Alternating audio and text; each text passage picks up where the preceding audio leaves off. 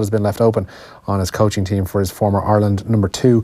Shane Lowry will take a one-shot lead into the weekend at the Abu Dhabi Championship. The Clara golfer recovered from 2 early bogeys to shoot a second round 70 and heads the field on 12 under par. His nearest challengers are the South African pair Louis Oosthuizen and Richard Sterney.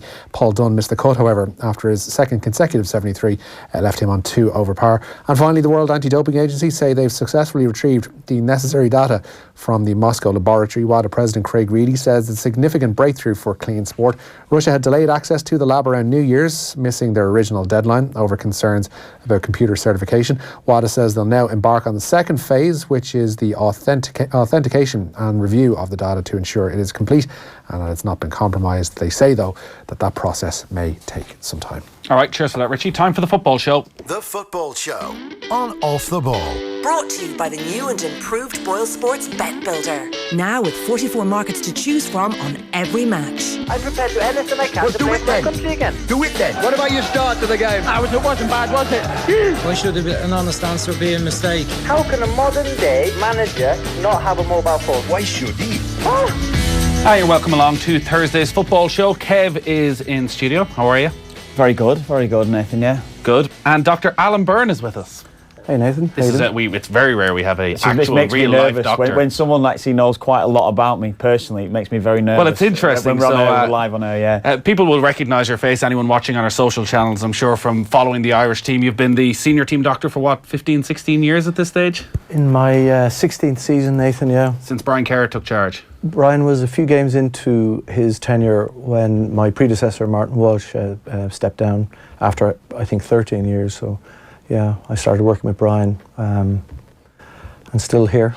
Yeah, so you're the medical director as well with the FAI, so there's a lot to talk about in terms of Irish football and the treatment of players at all ages, and there's a lot of stuff we want to get into, but it is interesting that Kev says he's nervous because we get a lot of your former teammates into studio all the time. It's always very relaxed and laughing and joking. When I mentioned that you were coming on, there was a definite shudder went down his spine of, what do you know that nobody else knows about Kevin Kilmartin? Forget about any oaths you've taken. Yeah. Honesty is what we're looking for right now. I don't know what Kev's worried about, really. We've had a very strong relationship over a long time since I came into the team. Kevin was there already, and we've just always got on really well, and I don't think he's anything to be worried about. Oh no, yeah, it's just when you know a little bit too much about me when we're live on air. That's the only thing. Yeah, something might slip, but things that you may know that maybe the manager didn't need to know about. Oh, there's plenty of that. There's plenty of that would have gone on over the years. Yeah, of course. Yeah. Yeah. Well, I can't remember too much of it, Kev. I have to say. Yeah, good. That's good. you are obviously still in the job, and you're going to start working with Mick McCarthy now. Is that actually part of it when you have this sort of, obviously, inside the dressing room, behind the scenes access? You have a relationship with the players, you have a relationship with the manager, sort of working out where the honesty lies at times? No, I don't. I honestly, on a serious note, I mean, I take, it's an unbelievably privileged position, to be a doctor, was something I always wanted to be when I was growing up, and I love football. To be the senior team doctor was something I never thought of, really. And it's a job I take very seriously. All joking aside, I've made some unbelievable friends like Kevin and many of the lads who've been through the squad. And I think one of the important things for me has always been to treat the players equally, first of all, and to treat them as patients. I think that's an important thing. Not always, when you follow a sport. I remember a long time ago, when I was working with Shelburne, making a decision on the pitch with a very, very good friend of mine who'd gone over on his ankle, and I knew coming off that it was probably not a good decision. We got beaten by Derry. Derry went on to win the league, and the manager correctly pulled me up on it after the match. And I remember thinking, if you think with your heart as a team doctor, you're going to make a mistake, so it's best to think with your head. But I think to treat the players equally and to treat them as patients is really important. And I said I've been lucky. A lot of the lads who've all the lads who've reached 100 caps: Kevin, Duffer, Robbie, Shay, and Steve Staunton. But I worked with Stephen as the manager. So, but I think it's important to treat all of the players. When they're coming through, to make them feel welcome, as all the staff do. And I think probably most importantly, as all the players do, because I've seen the baton being handed on from, you know, fellas that were around when I started, you know, like Gary Breen, Lee Carsley, handing the baton on to the likes of Robbie and Duffer, and then that handing it on to Seamus and others, and that continues to happen, and I think that's a great, you know, quality of the players. So, all joking aside, I do take it very seriously. I know we're joking, and you do need to enjoy it. Don't get me wrong. It is. How difficult is it to make that judgment? Though you say that you made a decision there that you maybe slightly regret, or you would have made a different decision. Because I would have been the same myself. I would have been pestering you at times if I wasn't quite fit or wasn't quite right. Alan, I need to be playing this game, and that would have happened quite regularly over the years, wouldn't it? It's difficult then to try. How difficult is it then to get that balance? Okay, so not for a minute do I believe that the players tell me everything that's going on. I think that would be foolish. No, what I'm saying is a decision where, you know, I remember having to tell Harry Arter he couldn't come to the Euros in 2016. Straightforward, professional decision. And I felt sorry for Harry to be able to, on a personal level, but on a professional level, it was an easy decision. I remember, I'm not breaking any confidence. I remember Keith Fahey training in the last session in Aviva before we went before the squad was finalised, 2012, and he pulled up with his groin. We went to the Mater, and a great colleague and friend, Professor Steve Eustace, radiologist, who's been with me through this journey all along, scanned him. He'd got a clear tear in his muscle. And I remember having to tell Keith that was it. You know, he wasn't going to be coming to the Euros. It was very upsetting on a personal level. But on a professional level, that's an easy decision. But I think that decision, as I learned, that was back in 1995, if I'm correct. So that's a long time ago. I just swore after that the manager, who was Damien Richardson at the time, who was incredibly good to me in terms of giving me the chance, said to me, "You didn't do your job properly that night." And I said to him, "You're dead right. You're dead right, I didn't." And I said to him, "I'd never let it happen to me again." And it's one of the things, I think, when you're advising younger doctors and physios, that you must make sure you think with your head. That doesn't mean you can't enjoy it, but it is really important to think with your head. You know, if you think about when things started to go wrong with your back and all of that, it became an easy decision. That wasn't a difficult decision. But I do remember, as will happen when we meet up in March, there will be players coming in that will maybe need a bit of reassurance about that they can train, or that they might need some time off, and that involves a communication with the staff. You know, we've got a very extensive staff now, and with the management. What you're trying to do is obviously make sure, as a player, the team doctor, can the player be fit to play on the day, to do themselves justice? Because we'd often talk about the fans mightn't realise all that's gone on, but you're going to be judged by your performance on the day. And I think to make sure, because tell me one player who doesn't want to play. I've never met a player for Ireland that I never thought wanted to play. But that's sometimes thinking with this, and sometimes you need to think with your head. And that might take a few conversations, and trust is such an important thing, as you know, in the area that we're involved in, where you can build a trust. And you can only build trust over time where decision making is consistent, honest, professional, and correct.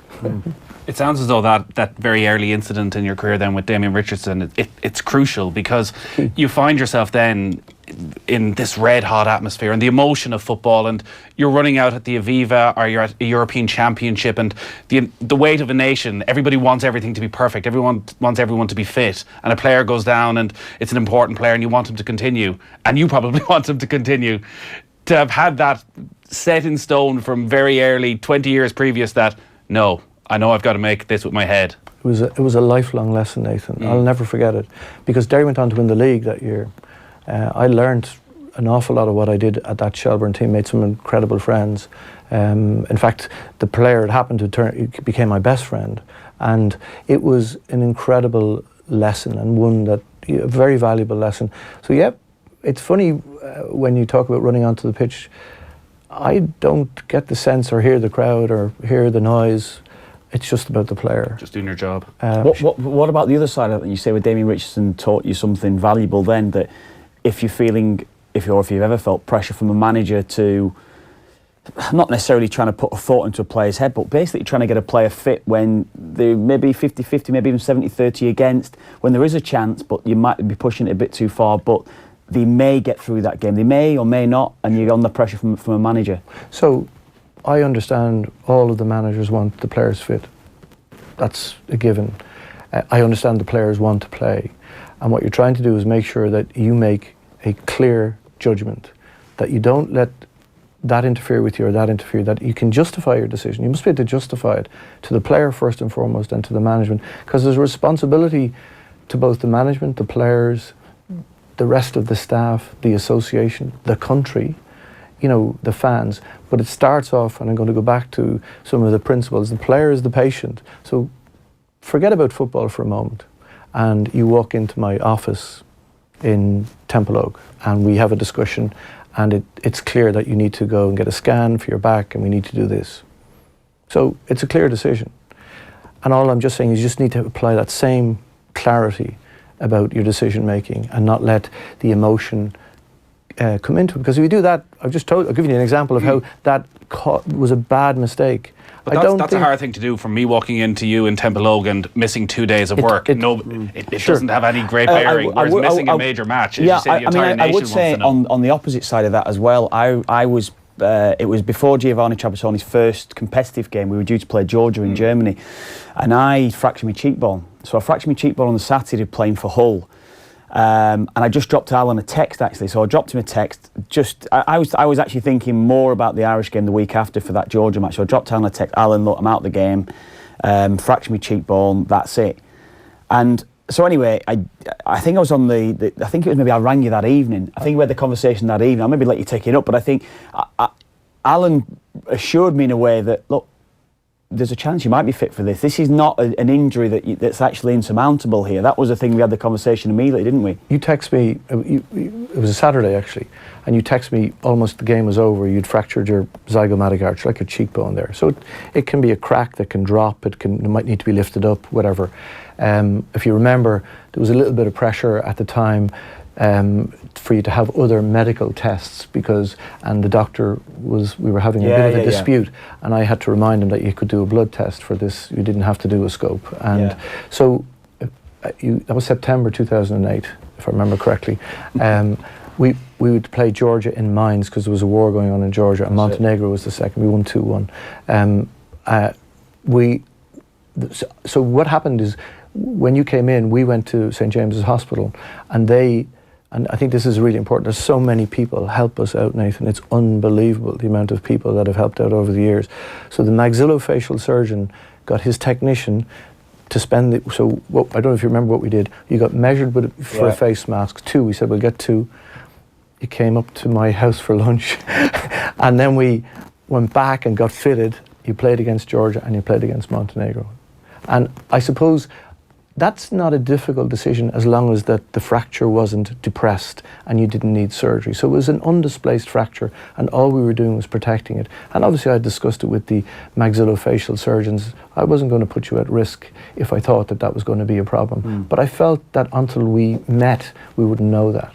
And then you work on the rest of it. So, do you always get the final say? In what? When it comes to an injured player and whether or not they're fit to play in the match? Anybody who knows me, I would be very clear in my decision making, and I would be very firm in my opinion. If it came down to a very serious situation, like for example a concussion, I would absolutely insist. I think when it comes down to muscle injuries where the longer term health of a player is not at risk. So say somebody's got a tight hamstring, and I think you've got players, not for a minute do I believe there are times players went out with things that weren't quite right, and you'd know that a little bit. But was it okay or safe for them to play? And the answer to that would be yes. So where it was a serious situation, for example, I mentioned about Harry and Keith, they were no-brainers. I remember feeling for them on a personal level. So there was no way, say with Harry Arter for Euro 2016, he could have gone and taken a painkiller before every game? No, no, absolutely not. And I was very clear about that, to Harry and to the management. And that's the end of story? Well, he didn't go to the Euro, did he? Yeah, that conversation you talk about, so when Kevin gets that injury and you're in contact with the club, and this comes up quite a bit, probably came up around James McCarthy and Everton and the, I guess, consistent injury problems he had. Is that generally a straightforward conversation, or are relationships with the clubs in England quite cordial, or is there always a wariness on their part, I guess, that you're taking this hugely valuable asset out of their belonging for a couple of weeks and there's a bit of nervousness around that, or is there generally a good relationship? I think so. I've been at it a long time, and I've tried very hard to build some strong relationships. There wasn't, but I'd say maybe 12 years ago, there was very little change in medical staff at teams. And I remember one of the doctors losing his position at a very big club, and then there was a merry-go-round of chopping and changing, and there's a lot of pressure on the medical staff within, as there is in the manager and in the players. I think if you understand that and recognise, as I often say to the lads, because I meet them at conferences, like we meet each other, like there's the World Football Conference is on in April. I meet all of those guys. And I think if you recognise that they've got a difficult job to do and you've your job to do, I think off air before we started, Nathan, I mentioned to you that our players, the Irish players, would swim across the Irish Sea to play for Ireland. That's been my experience. That's not rose-tinted, that's a fact. From Kevin right the way to all the guys now, guys before that, they all wanted to come over and play. And I think when you have that, we just talked about the fractured cheekbone. Come over, let's see what happens. Yeah, I'll come over. I remember Matt Holland arriving in one time, his ankle was up like a balloon. And I said, oh my God. I said, Matt, you know you can't play. He said, well, I wanted to come over. I said, well, yeah, you know you're going to have to go back. But he's lying there, ankle up like a balloon. I can give you loads of examples of that, players coming over. Well, look, I just want to come over and I want to be there. So when you've got that, and then the players can go to the medical staff. The medical staff of the clubs have a difficult job. I think they know the lads coming over and playing for Ireland is very important to them. So just to go back to Everton, because there was a lot of talk going on about that at the time. I've got a very strong relationship with all of the medical staff at Everton. And if you remember when Seamus Coleman fractured his tibia and fibula in Aviva, I spoke to their head of medicine in the dressing room, and the normal practice would be that the club would want their surgeon to do the job. And he just said to me, Alan, and this is because we have had a trusting relationship all through all of those things that maybe people mightn't recognise, they might have looked as if it was a bit fraught. And he said, whatever you feel. I said, well, Professor John O'Byrne, who's our Professor of Orthopaedics in the College of Surgeons, is our orthopaedic surgeon, and Gary O'Toole, who's a well-known orthopaedic surgeon, operated on Seamus that morning. That following morning, about 6:30 in the morning.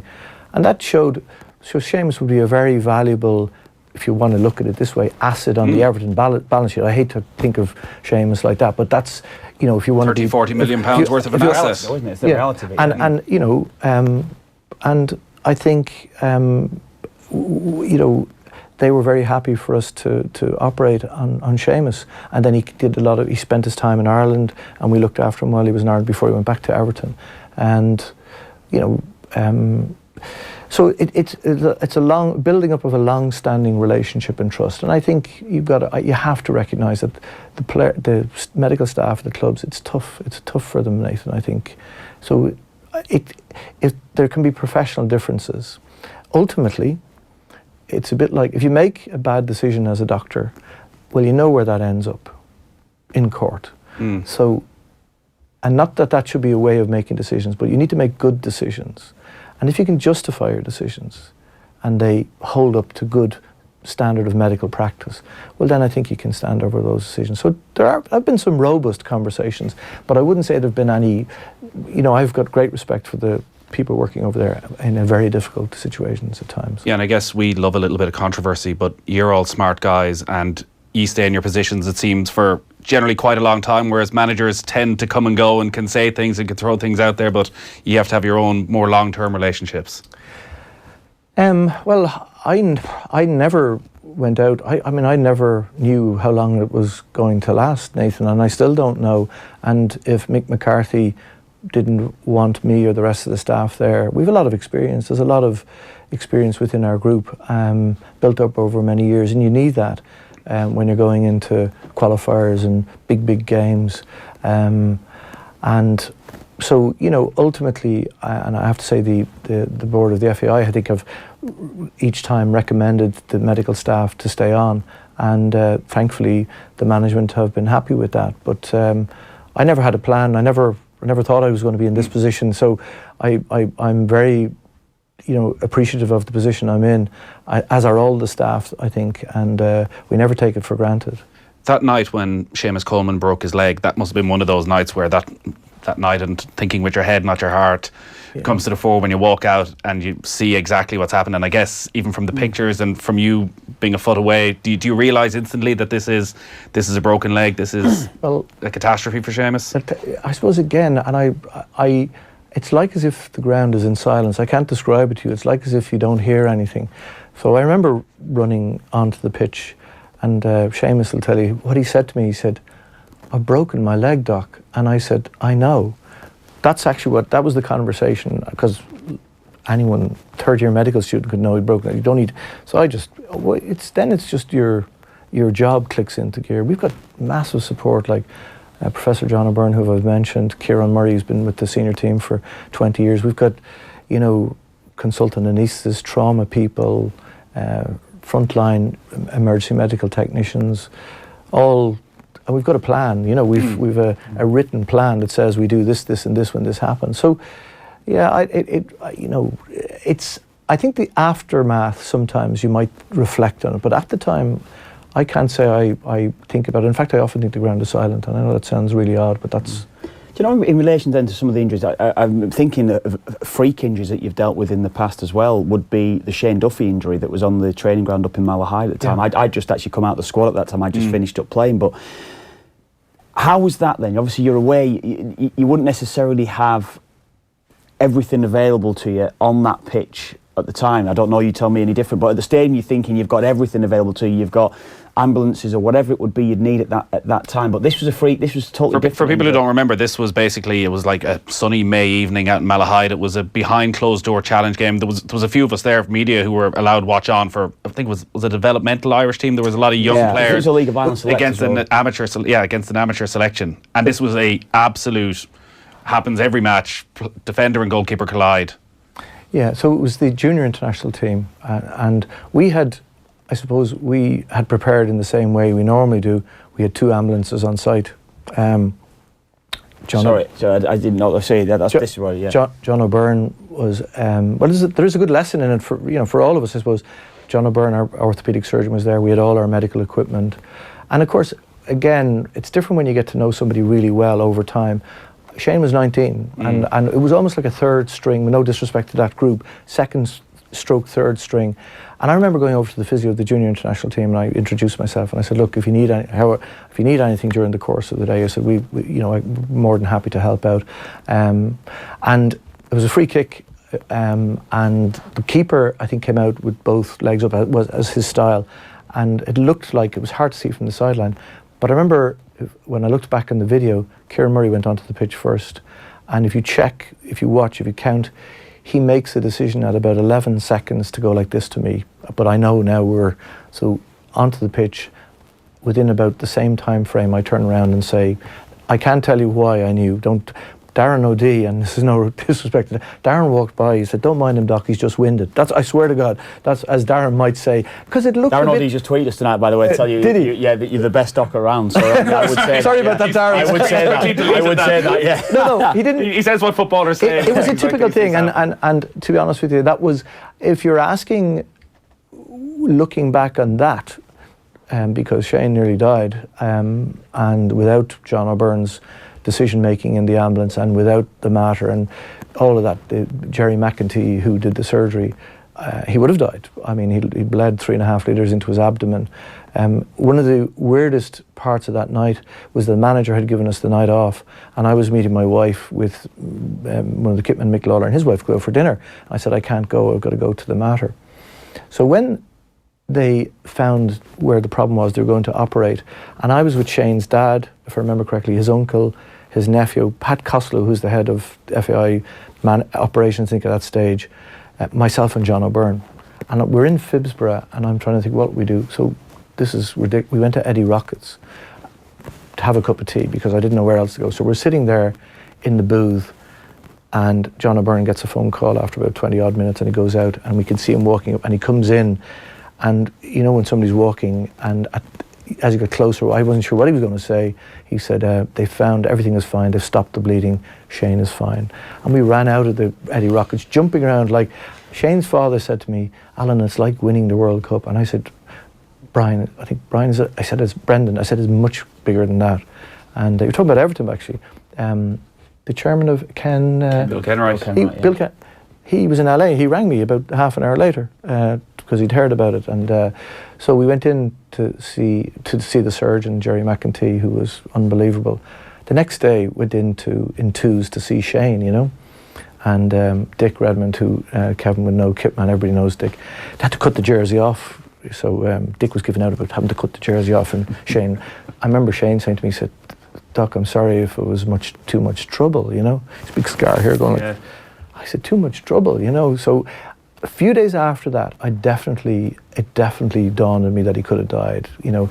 And that was probably the only time. But at the time, it was not. It was like, call the ambulance on, get going. Right. I do remember meeting his dad at the ambulance, said, you better travel in the ambulance as your son is very unwell. I had no idea what was going on, but I knew he was sick. Because we have a picture there, actually, of the scar that Shane Duffy had back when he was playing with Everton. Like, it's, as you say, it's a good, 6-7 inches? Well, it goes across, up, I thought initially the way he'd traumatised the sac around his heart, which is an unusual injury, but of course it's a very serious injury. But this, when we looked back at it, my phone got blocked at about 387 text messages from people I didn't even know, and we looked up in the literature, and this had never been reported in the literature in, obviously, soccer, Gaelic football, rugby, NFL, Aussie rules football. It had never been reported, the rupture of this artery in that situation. So, but that was unique. Well, it is unique by definition. But and it was probably 4 or 5 days afterwards that it dawned on me that,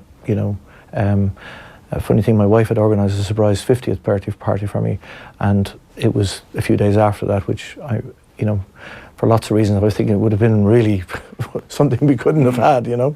Yeah, like the way you talk about that injury, it's a freak injury, but it can't be a freak thing that you saved him. It can't be a freak thing that when you got there as a medical team, you realise it wasn't that he was winded or that he'd broken ribs or that it was something that you might see on a regular basis. Well, to be honest with you, Nathan, I'd love to tell you, I mean, I perhaps the few days after as it dawned on me, because somebody definitely helps you in those situations. That was your own experience. I just knew he was unwell. I hadn't even examined him, but I knew he was really unwell.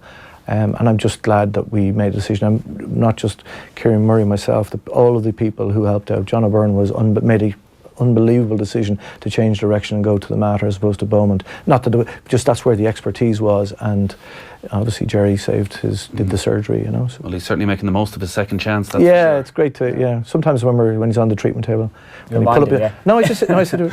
So where'd you get that scar?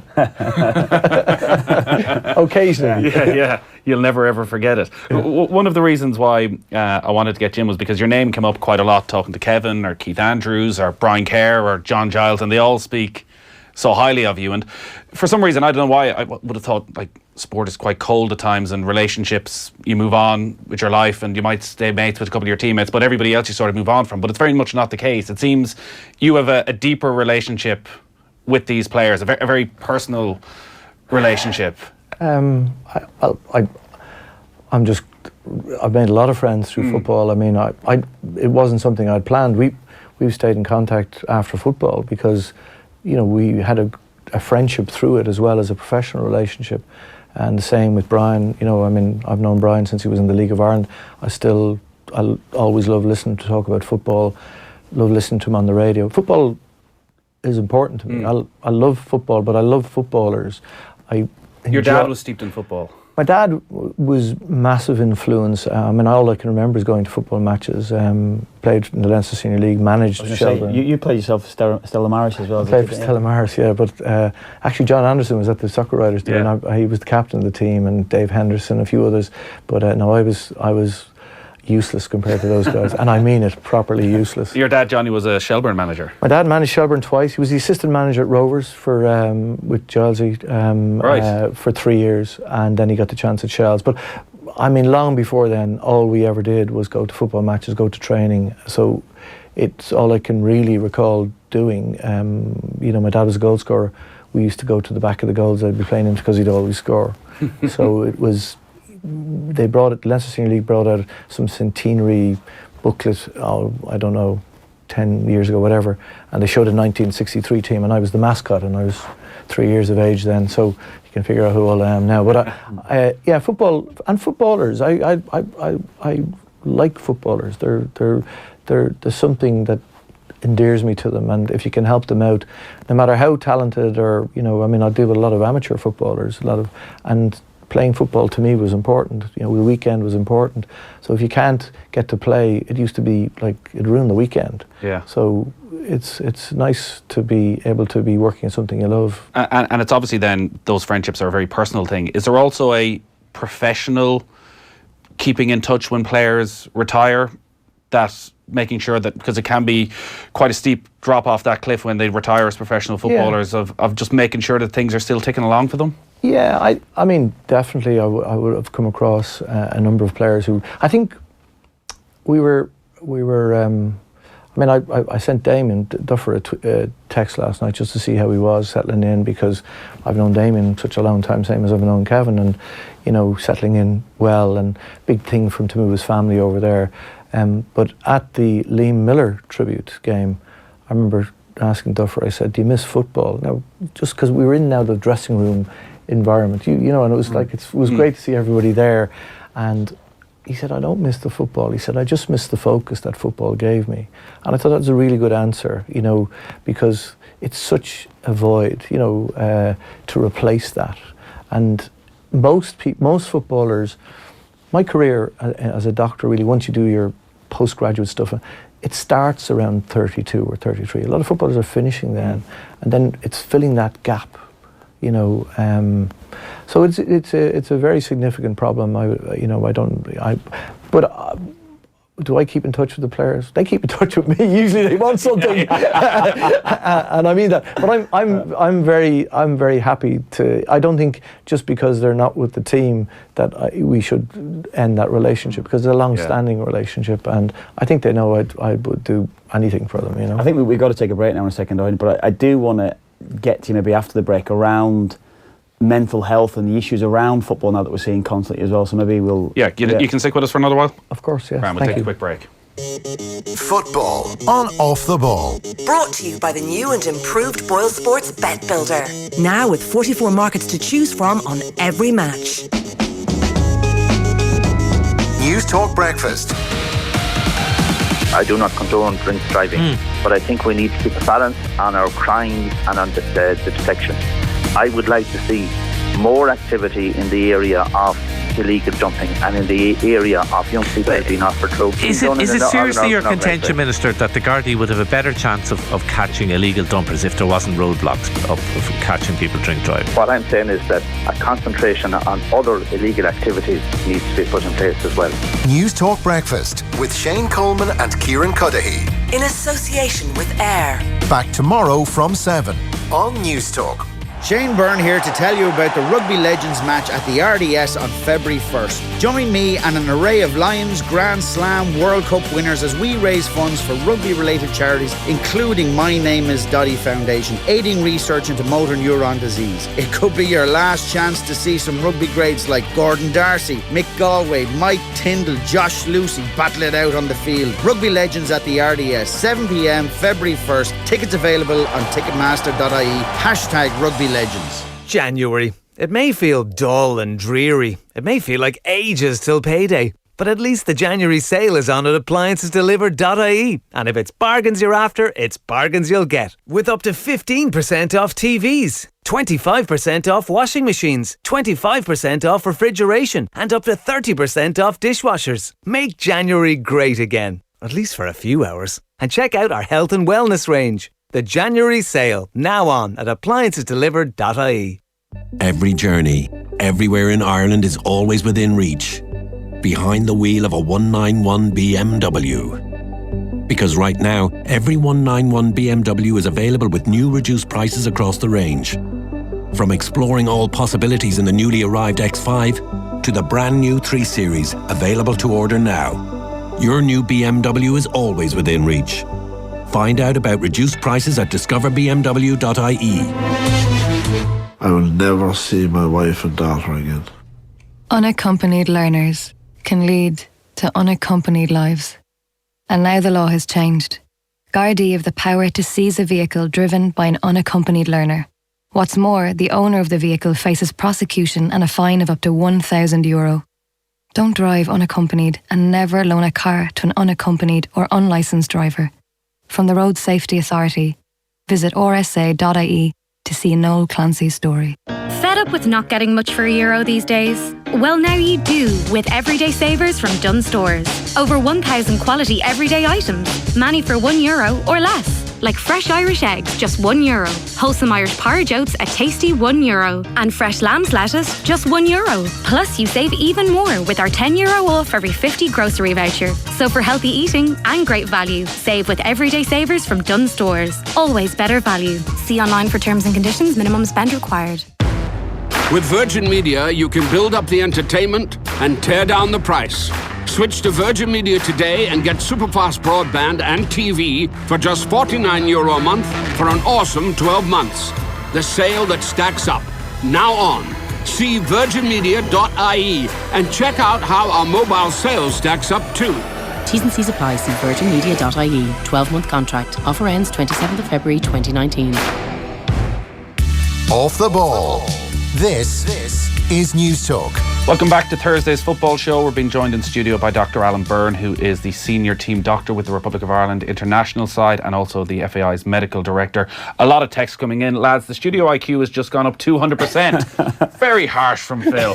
We had Paulie Coleman's been on as well. He said, brilliant Dr. Alan Byrne. He said, lucky to have him at Shamrock Rovers, and I did my cruise ship as well. So there's a few ex-players coming on here tonight as well. I haven't met Dr. Byrne, only seen him on TV, but just listening to the man, you can hear the composure and authority that must have been very reassuring for the likes of Kev. Impressive guy, says Steve. That side of it is a different thing. I guess it's your bedside manner is when Seamus Coleman breaks his leg, there's the medical side of what you can do and put into practice, and as you say, it's all written out what goes. There's also another job that you do need to reassure him that he can come back. Yeah, it was went out to see Seamus the day after surgery. We had a day off, so I just went out on my own actually because we were doing different things, and I wasn't leaving the hotel, so up for that. And I went over, and he was still asleep. So I remember him waking up, and he was a bit upset naturally. But the next day I met him.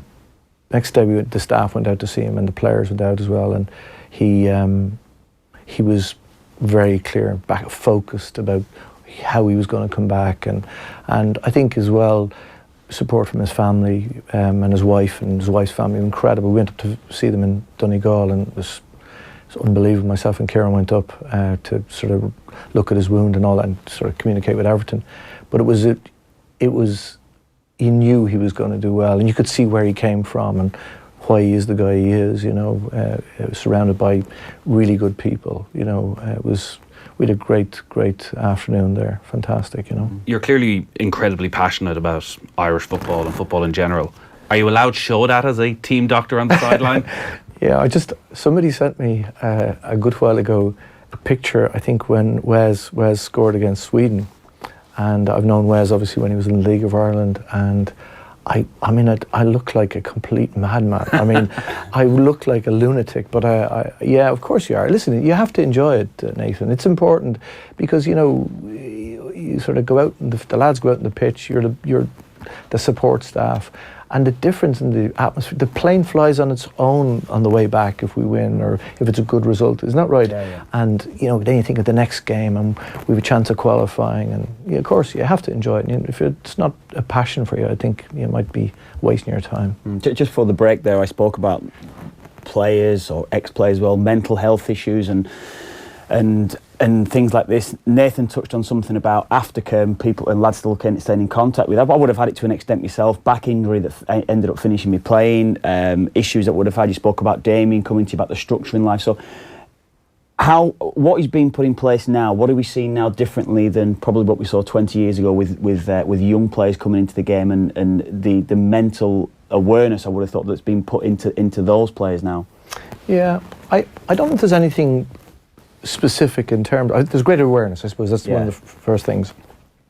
I actually think mental health in my own practice, say in my general practice, is such a common thing. I see on a full day, I see at least 3 people with mental health issues every single day in a full day's work, say.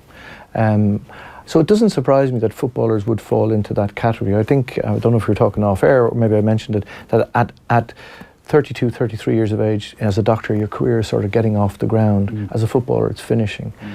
Almost, and it's trying to fill that void. So I think mental health, I want to be careful what I say, but it's almost part of normal life, I feel, in a way. Certainly it has become that way. There's definitely greater awareness, particularly, I mean, women are renowned for sorting out some of their problems themselves, between themselves. Men are not as good about that. You could meet a guy. It's hard sometimes for a footballer to say, I'm struggling. Because you're the player who's got the 110 caps, or you're the player who's scored all the goals, or you're the player who is, liked by everybody, or you're the... And then it's, well, I'm the player who's hurting inside here. I've lost something here, and I feel down and depressed or whatever. So I think there's greater awareness. I think there's greater awareness in society. I think the problem, not the problem, but the difficulty for footballers is it happens.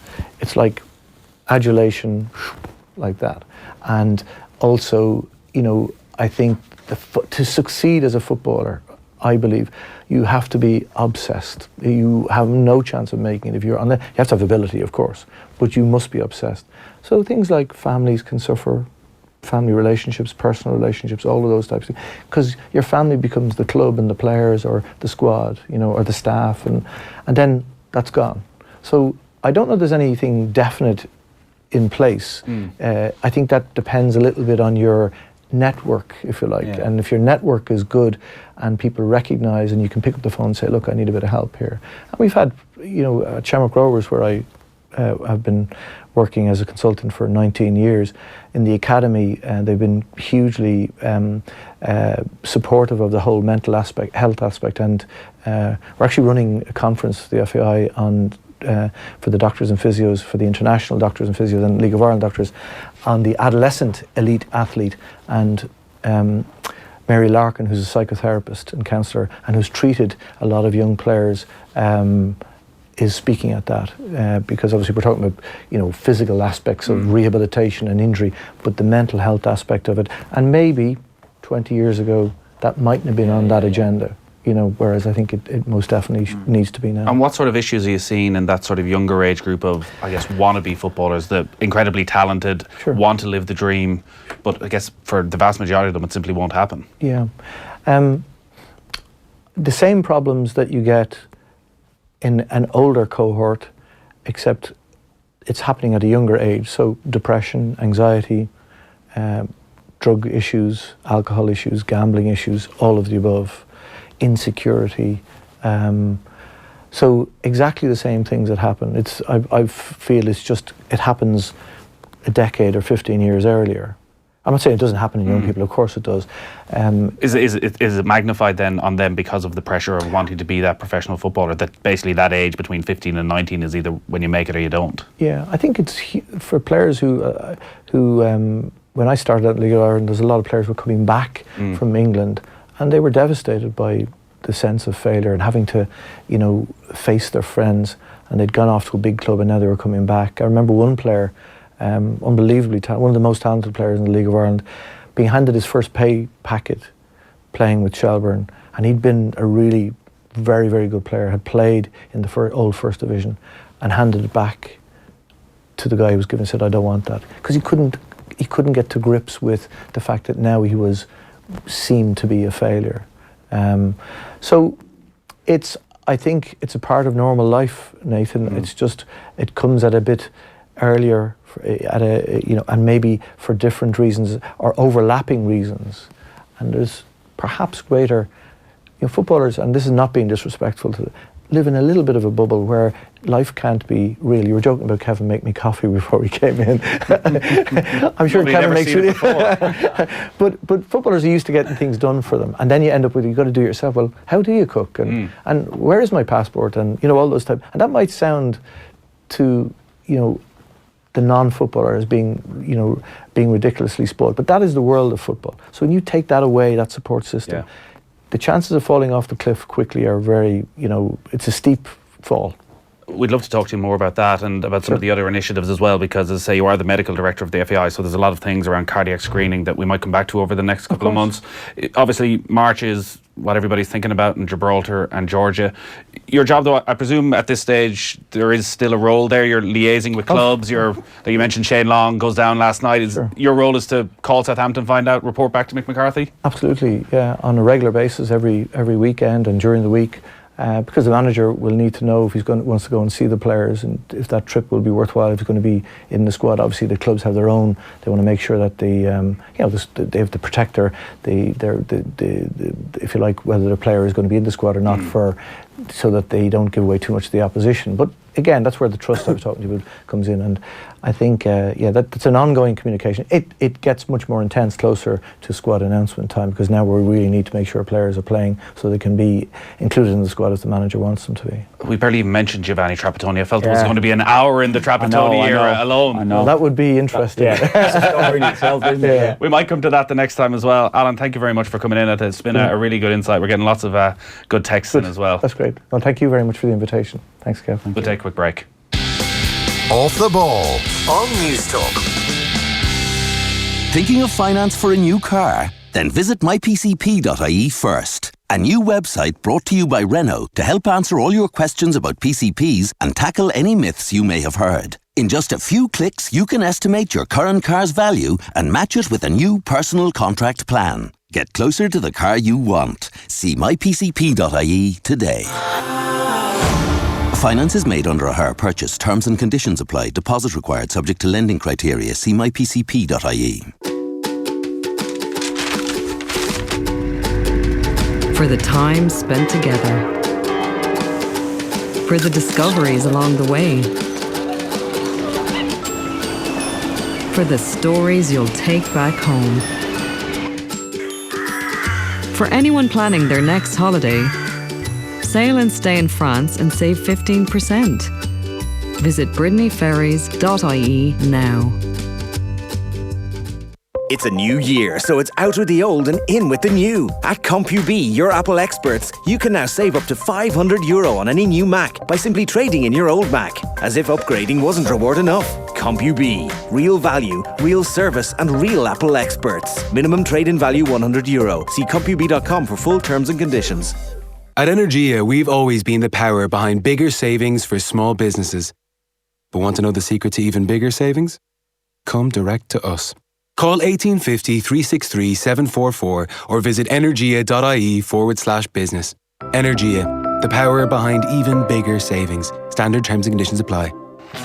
Football Index is reinventing football betting. You can buy and sell the world's top players. Their value may go up and down, but it's not over with the final whistle like a regular bet. Football Index, reinventing football betting. Start building your portfolio today at footballindex.co.uk or download the app now. New customers only, minimum deposit and conditions apply. Gamble responsibly.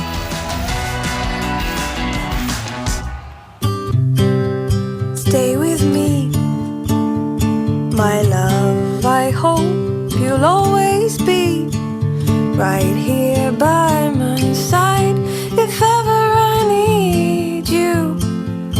Oh my love, I will follow you. Will you follow me all the wherever you go? Bank of Ireland. Bank of Ireland is regulated by the Central Bank of Ireland. It's not all fun and games being the dog in this family. The excuses I get when it's time for a run. It's lashing out. The beach is miles away. The dog ate the car keys. They've got nothing to worry about. They've got AA car insurance. They can drive any car. Newsflash for you, listen to me. I only ate the keyring.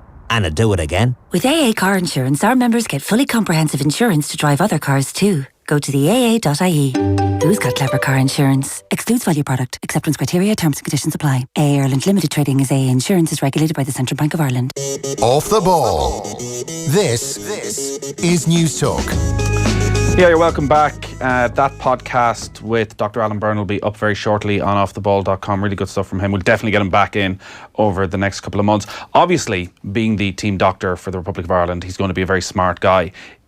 Is everybody involved in the backroom team a football obsessive?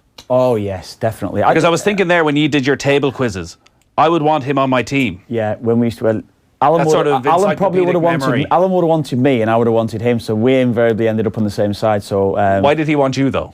For the brains, obviously, yeah. For the brains, music knowledge. Yeah. No, it was. I think we had great staff. I mean, Martin Byrne's been texting us tonight, one of the security lad. We had him, Bobby Ward. We had Adam Bucks over the years, Johnny Fallon. We had Kieran Murray, who we mentioned before as well. They were more like psychologists to us all as well. They were mentors to us all. And Alan played a huge part just keeping everything right behind the scenes, keeping the players right, keeping us ticking over. He was great, yeah. Definitely a great person that we all could have associated with, yeah. Yeah, we'll definitely talk to him again over the coming months. That's up on offtheball.com. That's pretty much us done for tonight. But earlier on, we asked how many senior international goals Niall Quinn scored for Ireland. Okay, 21. Oh, I nailed it. Did you Google it? No, I didn't. Oh, I nailed it. That's lucky because next Thursday night... I set up his 21st. Did you? Yeah, I did, yeah. Beautiful cross from the left-hand side. Yeah, smashing header. Cyprus. Great stuff. So the answer is 21. Congratulations to Louise Harney, who's won herself a pair of VIP tickets to our Dublin Racing Festival Roadshow, which takes place this night next week at the Sugar Club. Kev is going to be there. Niall Quinn is going to be there. Nicky English is going to be there. It's going to be a brilliant night, and you can get tickets for the actual Dublin Racing Festival itself, which runs from the 2nd and 3rd of February. Go to leopardstown.com. Tomorrow night we're back on at 7 o'clock. We'll have Brian O'Driscoll in studio, the crappy quiz, and jockey Jamie Codd, who suffered a partially collapsed lung just before Christmas. He'll be joining Ger and Johnny Ward for Friday Night Racing. OTB AM back as always with Adrian Annone bright and early from 7:45 in the morning. Richie is up next. We'll talk to you tomorrow. Good luck. Give him a ball and he out of grass. He'll give you a move for the perfect pass. Give him a ball and he out of space. He'll give you